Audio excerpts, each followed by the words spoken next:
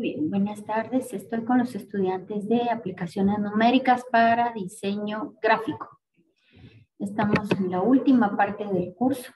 Ya nos corresponde trabajar el tema estadística. Vamos a ver estadística. Es muy bonito, es muy fácil, es aplicable. Ustedes lo van a utilizar en su carrera. ¿De acuerdo? En algún momento les van a pedir que hagan un análisis estadístico de repente de clientes, de uso, de no sé de qué más, y entonces ustedes van a poder echar mano de lo que veamos en esta última parte del curso de matemática. Así que me voy a permitir compartir pantalla. Aquí estamos. Entonces vamos a, como siempre, ustedes pueden preguntar en cualquier momento. Yo ya no los veo, y ya solo los escucharé si tienen alguna duda, ¿de acuerdo? Entonces veamos qué realmente es estadística.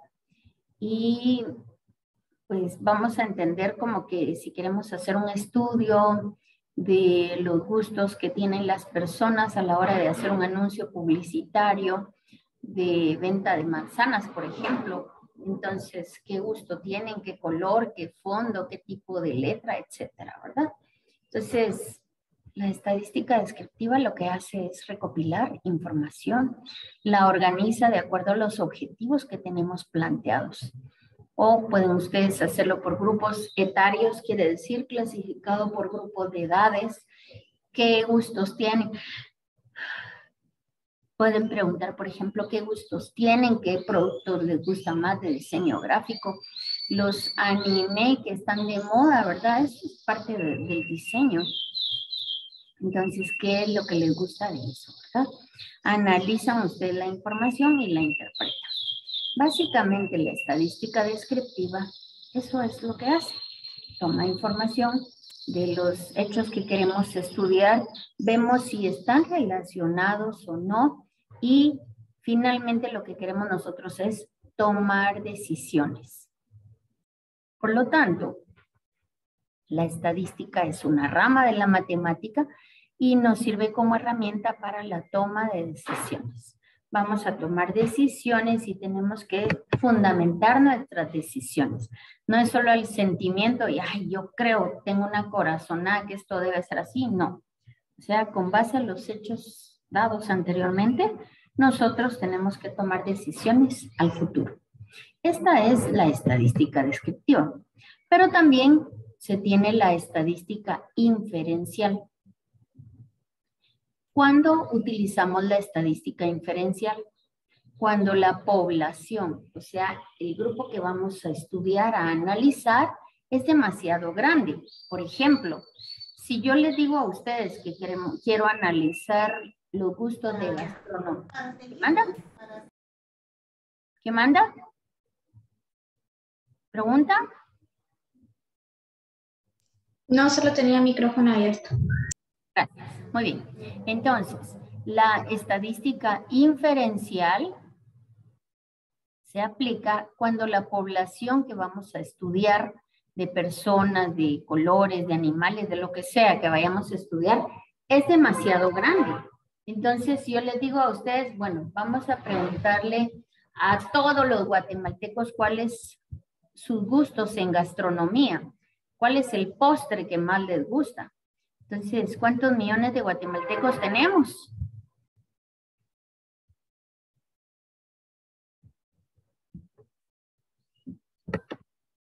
Jóvenes, ¿cuántos guatemaltecos estamos ahora en Guatemala? ¿Cuántos vivimos? El último censo, no tienen idea. ¿No? 14, 16, 15 millones. Imagínense en lo que preguntamos a las personas, mire, ¿cuál es su plato, su postre favorito? ¿Le gusta de frutas naturales? ¿Le gusta de Occidente, de Oriente? ¿O le gusta del Pacífico? Sí, porque cada área, cada departamento tiene su postre específico, ¿verdad? Entonces, no podemos preguntarle a los millones de guatemaltecos. Por lo tanto, cuando no podemos hacer un estudio, porque la población es demasiado grande, procedemos entonces a tomar muestras. Y esas muestras deben ser representativos. Por lo tanto, podemos tomar personas de diferentes grupos de edades. Podemos perdón, podemos tomar personas del área urbana, del área rural. Podemos tomar personas para hacer la consulta que sean profesionales, que sean estudiantes que nunca hayan estudiado. O sea, la comida todos comemos, así que todos podrían opinar. Podríamos preguntar a los jóvenes universitarios, etcétera, ¿verdad? O sea, podemos buscar las muestras, pero que sean representativas. Y una muestra representativa es una muestra que tiene los parámetros que vamos a estudiar muy similares a los de la población en estudio, ¿de acuerdo? Entonces, la estadística inferencial nos permite hacer el análisis de la muestra y después podemos inferir a toda la población. Pero ahora yo tengo una pregunta. Yo les voy a preguntar y quiero que ustedes me digan. Si yo quiero hacer un estudio de los estudiantes, un análisis de los estudiantes de Mariano Gálvez, por ejemplo, ¿podría tomarlos a ustedes? ¿Serían ustedes una muestra representativa de toda la carrera de licenciatura en diseño gráfico? ¿Sí o no?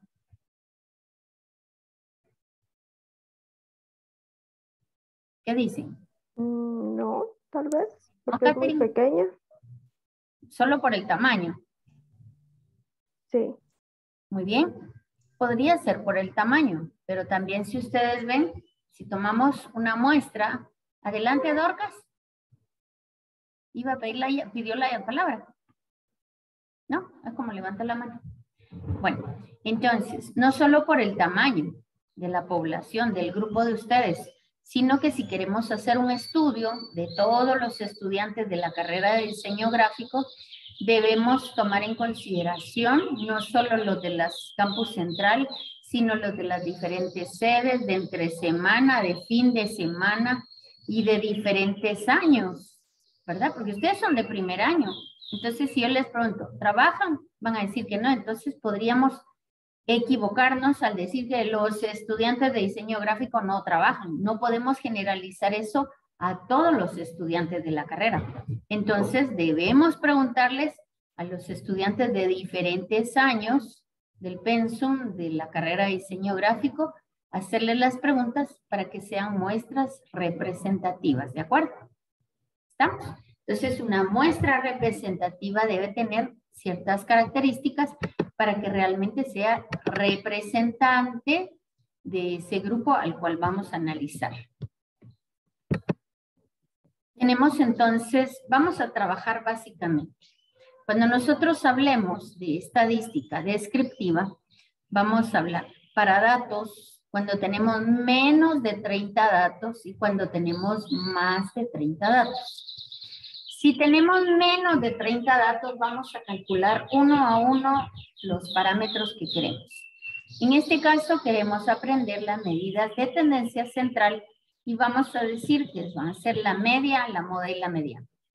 Repito, si son menos de 30 datos, vamos a trabajarlos directamente uno a uno.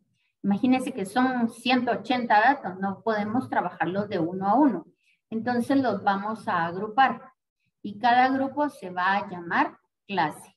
Pero ahorita, hoy, nuestro tema de estudio va a ser cuando tengamos menos de 30 datos.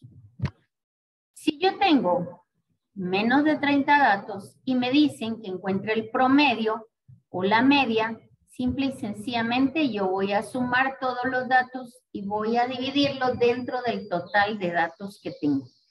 Entonces, por ejemplo, tengo 27, 21, 22 y 24. Pensemos que son las edades de 4 estudiantes. Entonces me dice, determine la media. Pues yo digo, son 23.5 años.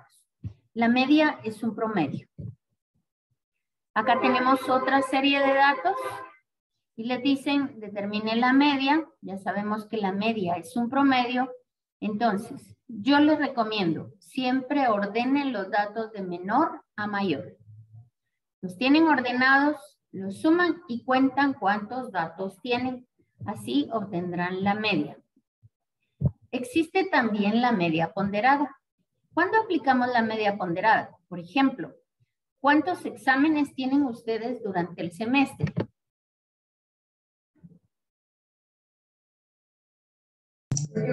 3. Bueno, yo tengo 3. En aplicaciones numéricas tenemos 3 exámenes. ¿Cuál es la ponderación del primer parcial? ¿Cuántos puntos? 10 puntos. 10, muy bien. ¿Cuál es la ponderación del segundo parcial? 10 puntos. 10 puntos. ¿Y la ponderación del examen final? 35. 35 puntos. Entonces, gracias Zulma Alexaida, si yo les digo que calculen la media, no podrían calcular solo sumando y dividiendo de 3, porque la ponderación es diferente. ¿Sí? Entonces, en este caso, aquí tenemos otro ejemplo, ¿verdad?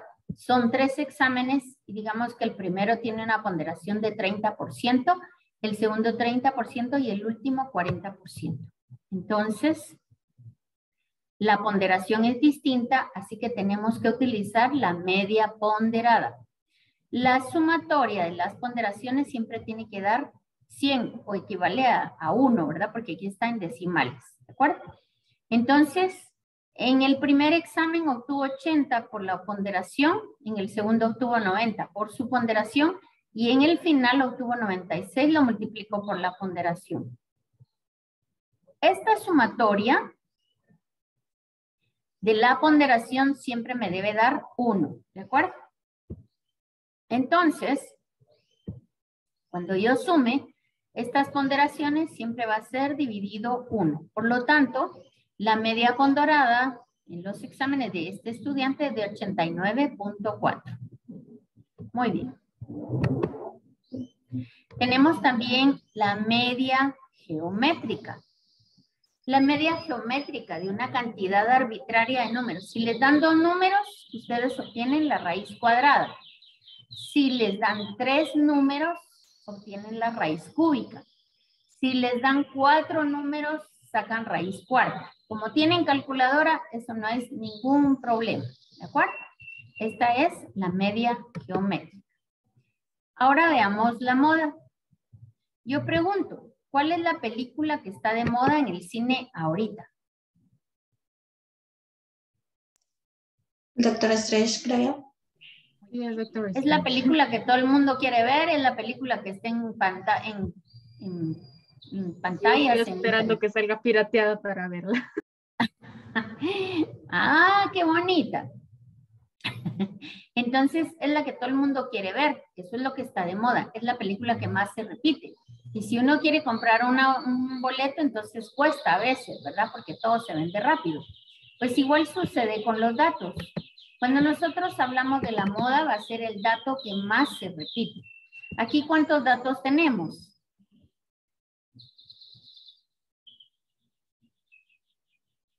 Cinco. En estos 5 datos, ¿cuál es el dato que más se repite? El 11. Muy bien, o sea, la moda es 11. Ahora veamos en esta otra parte. ¿Cuántos datos tenemos? 6. 6. ¿Y cuál dato se repite más? 11 y 13. Entonces, tiene 2 modas. Por lo tanto, se dice que es una serie de datos bimodal. Y si tuviera 3 modas, se llamaría trimodal. Y si ningún dato se repite más que otro, sería una serie amodal. ¿De acuerdo? Muy bien. Y finalmente llegamos a la mediana. ¿Qué es la mediana? Es el Hay dato un que está padre de familia que tiene 3 hijas. La justo en pequeña, medio, si no estoy mal. la mediana y la grande. ¿Sí? La pequeña es la más chiquitita, la grande es la más grandotota y la mediana, ¿qué posición ocupa? Entre ellas 3. La número 2. La de en medio. La posición central, la posición de en medio, ¿de acuerdo? Entonces, cuando hablemos de la mediana, siempre vamos a hablar del dato que está en medio y por eso es que no se nos olvida. La mediana la vamos a representar con una M y una E. ¿Cómo se encuentran? Bueno, si tengo 5 datos ordenados de menor a mayor, la mediana va a ser el dato que está en medio. Pero si tengo 6 datos, como no hay un solo dato en medio, sino hay 2, los sumo y los divido dentro de 2 para decir que la mediana es el promedio de los datos centrales. O dicho de otra manera, es la semisuma de los datos centrales. Y eso es todo lo que vamos a aprender en este día. Así que, por favor, tomen captura de pantalla. ¿Ya? Toman captura de pantalla y hoy vamos a trabajar en media, moda y mediana de estas 5 series de datos. ¿Ya tomaron captura de pantalla? Bueno.